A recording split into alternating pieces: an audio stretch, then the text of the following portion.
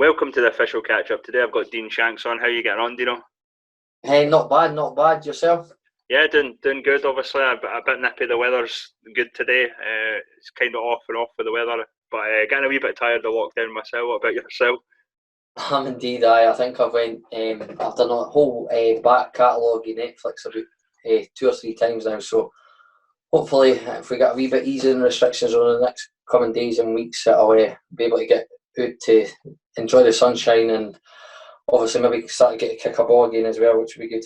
And obviously, you're quite well known in the Lowland League. Obviously, you've managed and you've coached in it. In terms of your playing career, Dean, it's always similar at these levels. I don't really know too much about it. What sort of started you off in football? I guess it was just like, back playing like big sides in the school or at the local park. And obviously my dad was really into football as well, so we'd usually go and watch the football with him.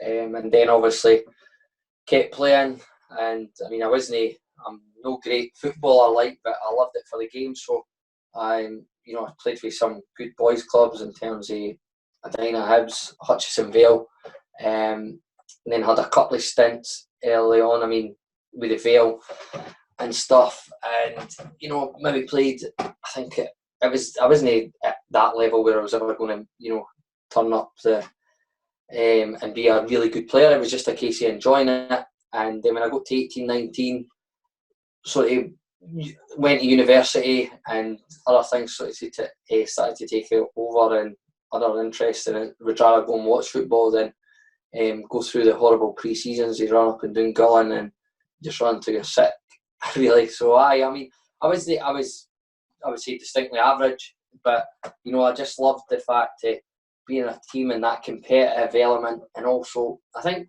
for 18 I was more interested in the side of like coaching and working with youngsters as well. So I've done a lot of soccer camps as well, with the SFA and stuff, and really that's what took a bigger interest in actually playing at that stage. Brilliant. And I believe your first coaching role or first management role was at Hawick. Am I right in saying that? That was right. Down at Albert Park, which was, I mean, that was just what a learning experience that was. And I think we massively overachieved there. And for somebody's first sort of management role, I'm sure Hoyk and everybody will say it's probably one of the most successful sides I've ever had. That it was such a good learning experience, and it was you were having to train in Edinburgh and then go down to Hawick, but what a team spirit we had. And I learnt a lot in that first 18 months as well. And it sort of snowballed from there, because I knew I was never a player that was ever going to, as I say, I wasn't a great football player, so I had to go and do it the hard way. I had to really go and show that I could do it. So when Hawick gave us the opportunity, we grabbed it, and it was about really saying, right, if I'm going to try and be successful and coach as high as I can, I'm really going to have to be dedicated to this, and that's what it was. And we had some great experiences doing with Hawick Royal Albert, which long live in the memory of everybody that was involved. Yeah, and we've spoke to guys like obviously Murph and Kenny Aitchison who replaced you and stuff. In terms of what Kenny said, I don't know if you listened into that one, but he was saying, I think it was obviously different circumstances with yourself, but is it harder for to get a wee bit more respect as a manager if you've not had a sort of playing career as such? I think I wouldn't say it's hard. I mean, I think what you have to do is, I'm a great believer, and if you want to be successful in anything, you've got to go and earn it. Yeah. And I would flip it to the side and say, well, look, I didn't have the right to say that I'd done this in the game. So if I wanted to be successful, I had to make sacrifices. And pretty much, I'm sure the guys that I played at the top level who are managing, they would say, well, I've made my sacrifices playing and getting to the top level. So with that respect, you do have to go and earn it. But I think if you're dedicated and you really want it, I'm always a great believer, if you want to do something and you're so focused on being successful at that, then you're going to have a chance. So no, I think it can be difficult, but at the same time, I think if you've got a mindset where you're totally involved and want to be successful, then I think you can put some of those I would say challenges to one side.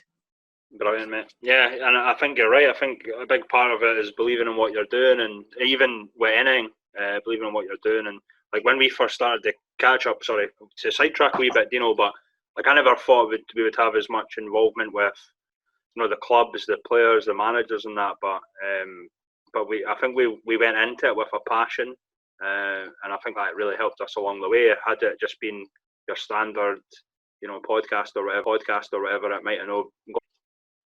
I totally echo those sentiments here. I think if you're determined and you work hard, I'm a great believer in what you put into life, you'll get out of it. So it's no easy, but you've got to be so.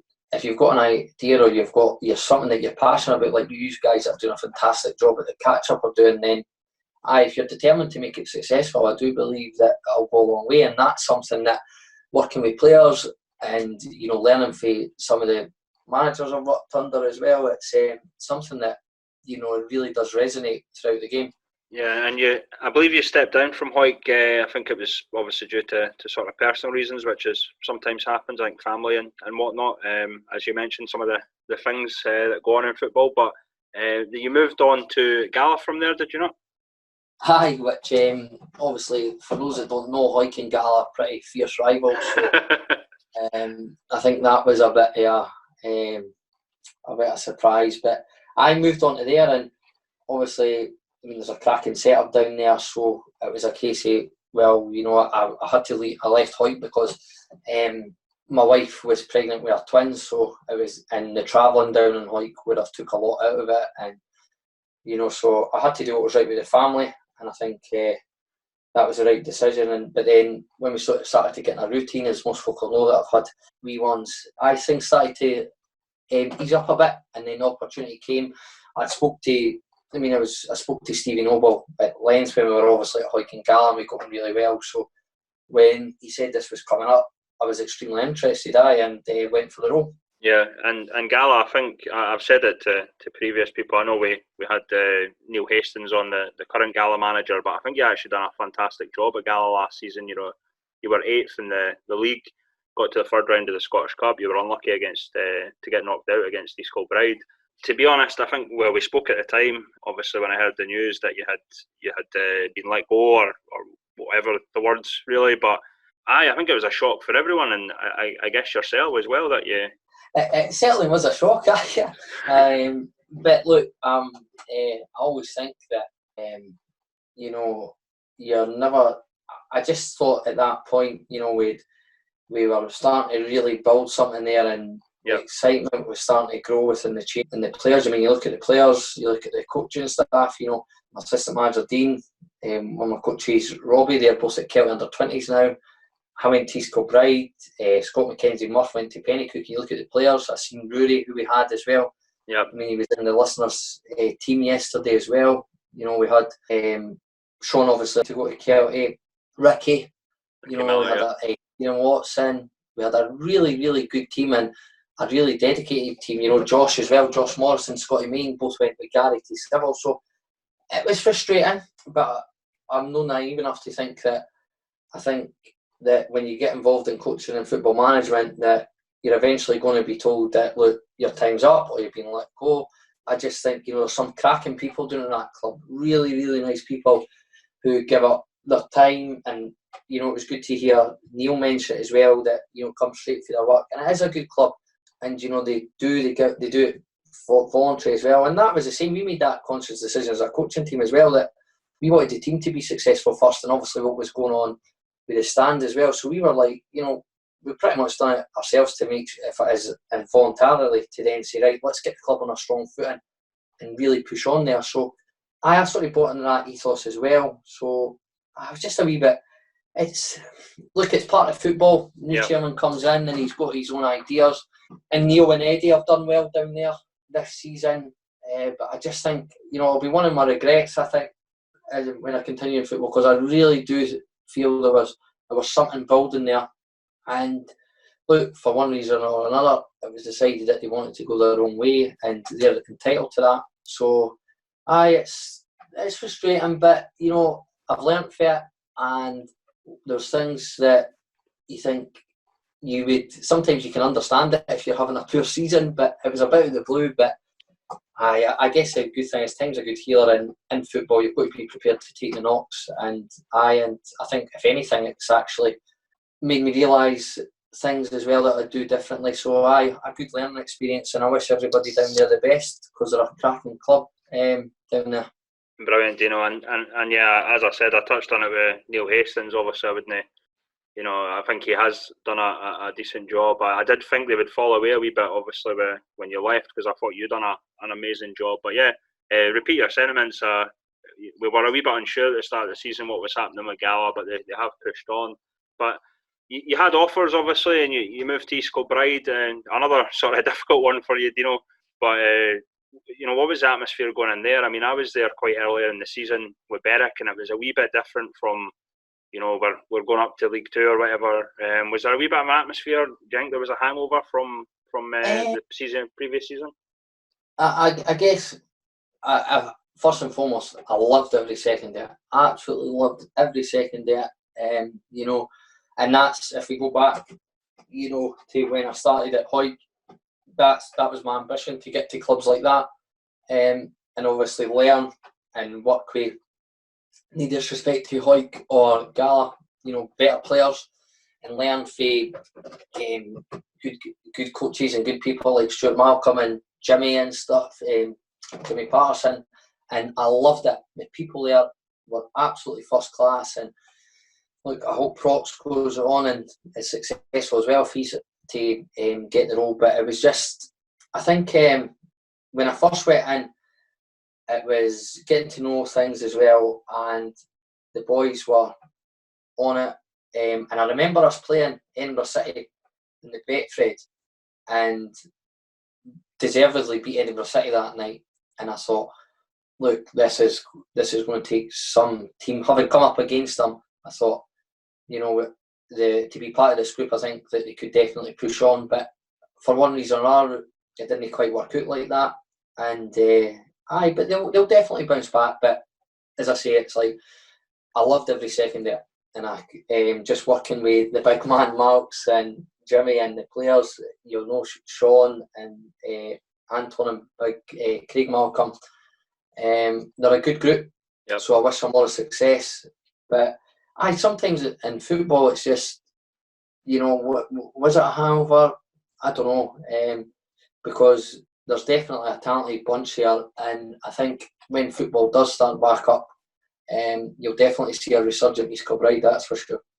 Yeah, and it's one of the things we touched on with Sean Winter and that, and me personally, I thought you would be up there again, going in from last season, but if you start losing results or whatever early on, Sean Winter touched on it, but it's hard to sort of get it back basically, and you did have the Betfred Cup and stuff to deal with. But in terms of yourself, Dean, I've heard different things on this, but were you and Jim Patterson a wee bit disappointed when East Kilbride were actively looking for managers? I've heard different things. Did you get an offer, or basically were they offering it out to other people?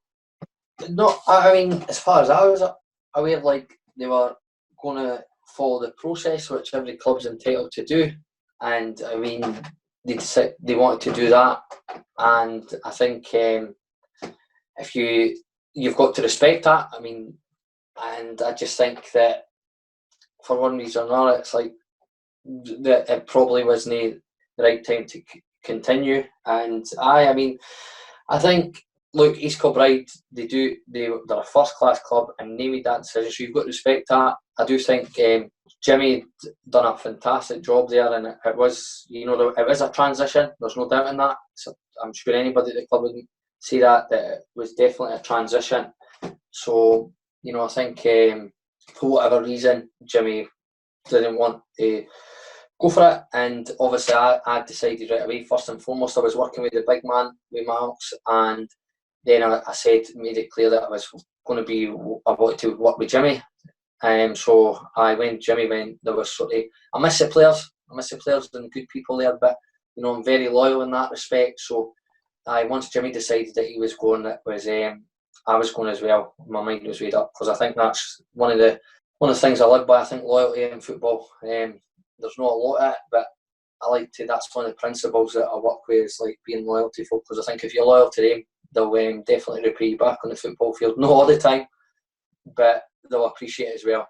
Brilliant. And we've kind of touched on some of the players obviously you got to work with again, but like obviously Ricky Miller, who we've spoken about. Ricky's a very sort of strange footballer. He doesn't really look like a footballer, but he's no nonsense. He's got a good set of feet. He's probably, I rate him quite highly in terms of defenders in the league, I would say.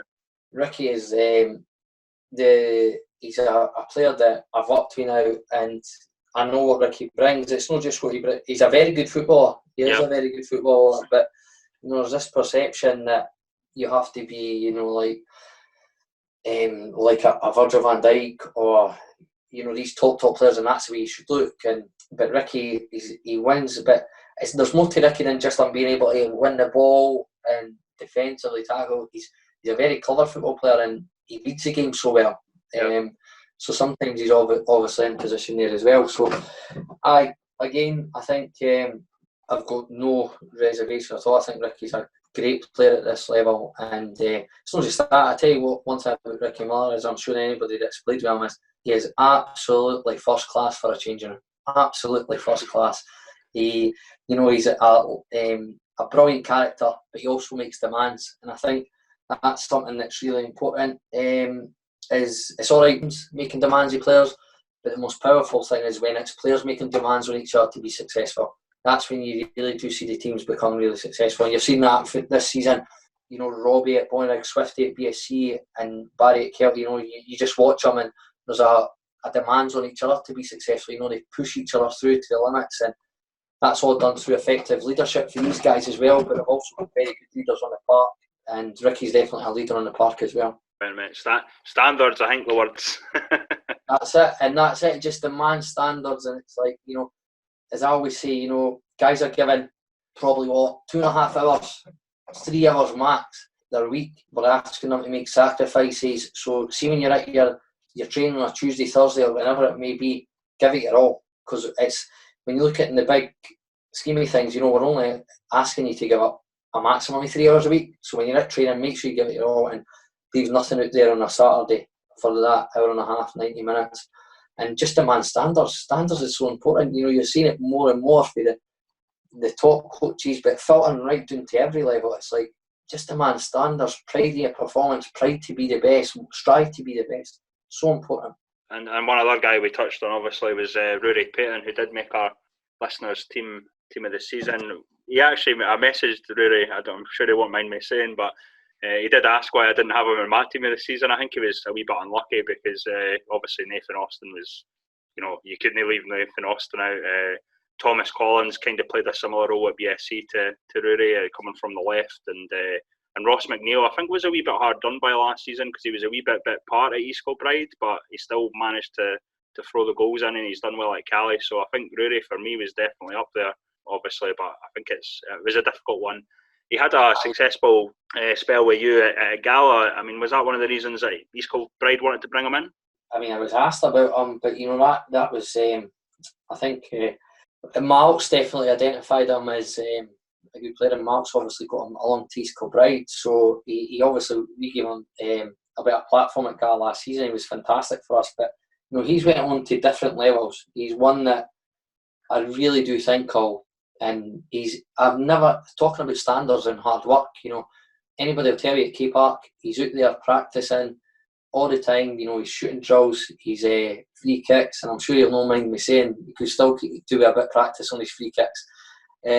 So he's definitely, he's so dedicated, and he wants to be the best, and he's somebody that I think, if he keeps going, he'll go up the levels again, and just somebody else that, for such a young boy as well, he's got a good head on his shoulders, makes demands of people, he leads by example. Sometimes, he takes on too much himself, but he's just so determined to be successful and a winner. So he's somebody that I think, if he keeps going, good head on his shoulders, definitely when it comes to football. I'm not too sure about when he's aside his head on his shoulders.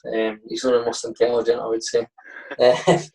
But he's a cracking lad, and I wish him all the best, because I do think if he keeps working hard, he'll go up the levels, and quite rightly so, just for the sheer determination of the boy and willingness to be the best and continue to want to improve and listen and learn. You know, he would tell him something last year, go and do that, and he was just like, right, okay. You would actually see him progress. So if he keeps up that level of progression, I think Rory will be successful. But as you say, I'm asking about being in your team of the season. There's also some very, very good footballers ahead of him in that respect as well. So he'll just need to work harder next season. Yeah, I'm sure he's determined to prove me wrong, and I love that. I actually love that from him. Like, it's, you know, I always don't think my opinion holds too much weight, but I love to see guys that say that sort of stuff. You know what I mean? I think if they believe in themselves, and obviously, like what you said there, I think Rory does, and he will go on and hopefully score more than 24. So he leaves it in no doubt next season, I think, for team of the season. No, he will. He's a determined character. So I think you'll get a message in your inbox for him as soon as he's got past the 24. I think. It's the same. It was the same with Spartans. We talked a wee bit about it. You know, last season with under 20s, some of the younger boys being a bit determined with Kelty and Spartans. I remember Josh. Was it Murray Hand or Josh Wishart? I can't remember which one it was. Messaged me basically saying, "You don't give us enough credit." So then they obviously went on and won everything. So quite right as well. I think that's brilliant, though. I mean, yeah. I think another thing is as well is like young kids as well, the resilience that they're showing to, you know, you've got no right to be successful. You know, that resilience to say, right, okay, I didn't get picked in the team of the week or the team of the year this year, but I'm going to have that resilience to prove you wrong. And just mention about just the documentary on The Last Dance on Michael Jordan, how he would like pick up on things to motivate himself. So fair play to the young kids. I think resilience is massive nowadays. You know, you can't just be expected to like be told that you're going to be great and you're going to be successful. You have to earn it. And look, you're going to have a lot of downs as well. But if you manage to come through them and keep wanting to improve and keep better yourself, like those two kids you mentioned there as well, then that's a massive attribute to have as a footballer, I think. Yeah, definitely. And we did give a wee bit of stick to Civil's Kyle Fee because he had a few bad back passes last season, but he's came on as well. I think he's quite underrated in the league, and he does a job for Civil. Obviously, Gary Jordan, I don't think he would have any sort of bad players in his team. So we do give him a wee bit of pelters here and there, Dino. But he's obviously, if he's made the team, I certainly rate him, and so do other people. So exactly. And what about yourself, Dean? I know you were kind of looking into. Before all this, you were kind of looking to get back in coaching, but what are your thoughts now? Are you hoping back into coaching, or are you hoping maybe a bit further get back into management? I'll be honest, I think I want to, and I think a lot of self-satisfaction for me. I've done the management and I will go back into management, but it's a couple of years down the line for me yet. I want to take on as much experiences as I can. As I said, experience at Hawick, then to Gala, and then having that experience, which was fantastic last year at East Kilbride. I'm starting to learn, and I was never good enough anyway, but if it was age terms, I could certainly, I could still play, but I'm just not good enough. So I want to get back into the coaching side and do that. So, and just actually, I think it's go and work as a team and learn, develop players, give my thoughts and opinions if I'm asked for them. Because I do think that I've got a lot to offer, and I've had a couple of offers, but I mean, at the moment it's when football will go back, it's a hard thing, but I want to get into management one day again, because I loved it. I loved carrying that pressure and showing that leadership as well, and that willingness to try and test yourself against some fantastic coaches in the lower league and managers, and it's only going to get stronger. So but just the timing's got to be right as well. I've got a young family and stuff, and obviously the work that I do takes a lot. So I just assisting someone and hopefully developing those teams. And I think my next club anyway, I want it to be local. I think I've fair racked up the miles down to Hawick, down to Gala, and along M8, M74 East Kilbride. So I think my next club, I'll definitely be looking local. But I think when football starts, I'll be back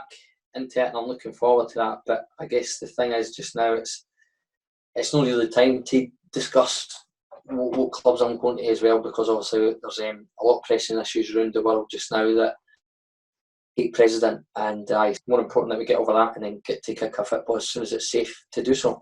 I think the Lowland League is a cracking league, and it's only getting stronger, and hopefully the clubs that are involved there, that I know there's been a lot about reconstruction, but these clubs are really striving to get there, and I just think that I know George does some fantastic work for the Lowland League, so hopefully that we get to the stage where the pyramid is in place and we can finally get some movement down the leagues. I think that would definitely be good. And just to you guys, keep doing what you're doing. It's fantastic and it's great. I'm a regular listener that non-league football and such a diverse range of football people in football are coming on the show. So I keep doing it. So thank you. It's definitely kept us all sane, I think, through the lockdown. So I keep it up.